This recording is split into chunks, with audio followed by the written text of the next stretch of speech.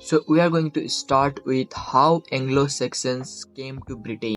So till early 5th century Roman legions ruled Britain. After the Roman legions left Britain, the island was vulnerable. In 449 CE, three Germanic tribes crossed the North Sea and arrived in Britain.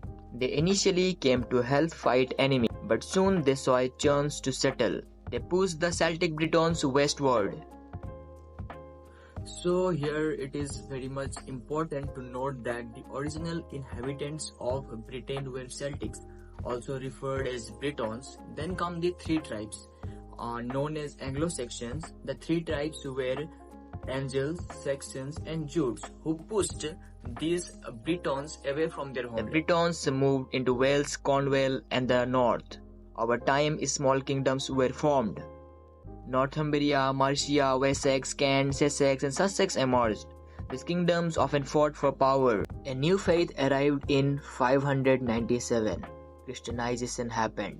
Pope from Rome sent Augustine, a monk, to England. He was welcomed by King Ethelbert and Queen Bertha.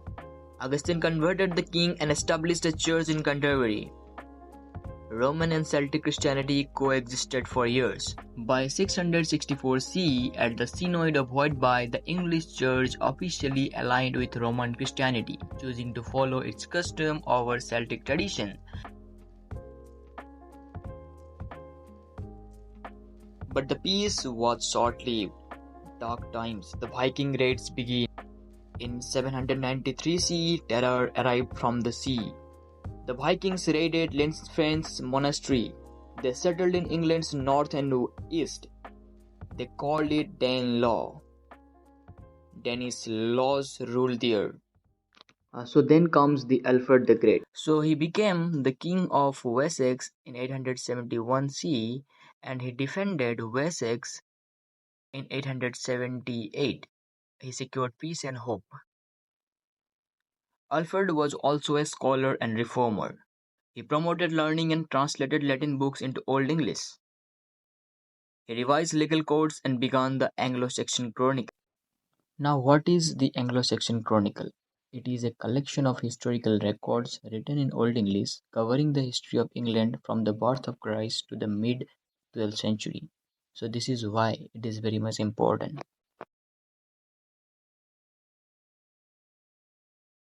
Alfred's descendants pursued his vision of a united England.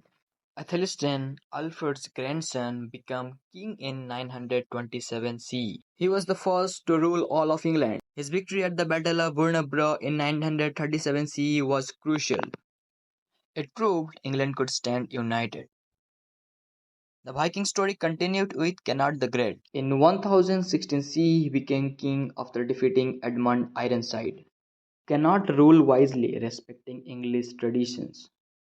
His North Sea empire included Denmark, Norway, and England. In 1066 CE, everything changed. This is when Edward the Confessor died without an heir, after Harold Godwinson became king briefly, but William, the Duke of Normandy, invaded and won at the Battle of Hastings.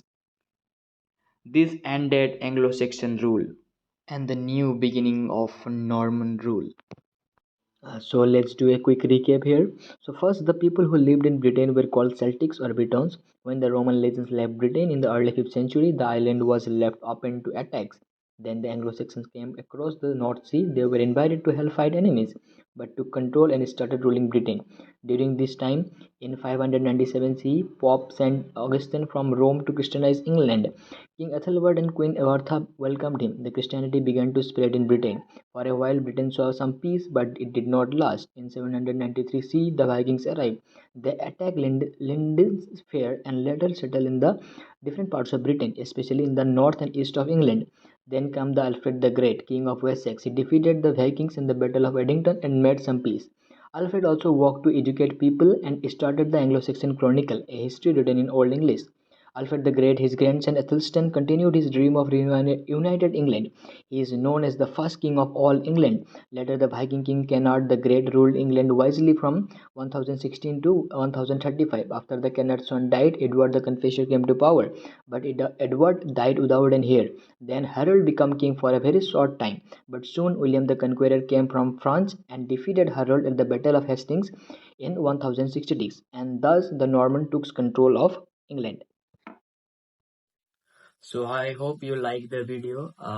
So as you see, I didn't mention any specific literary text or literary figures. This is because this is a video of learning history of Britain to learn the history of English literature. And actually it is very much fascinating or interesting, and at the same time it is very much important to learn the context, For an example, in the upcoming future, the division of the religion in England, like the Catholic Church and non-Catholic churches. For that, we have to know how the Christianization actually happened in England. And similarly, the case of Pope, the Pope is the charge. Pope holds the major charge of churches, but in the upcoming future, he lost his power in the hand of Henry VIII.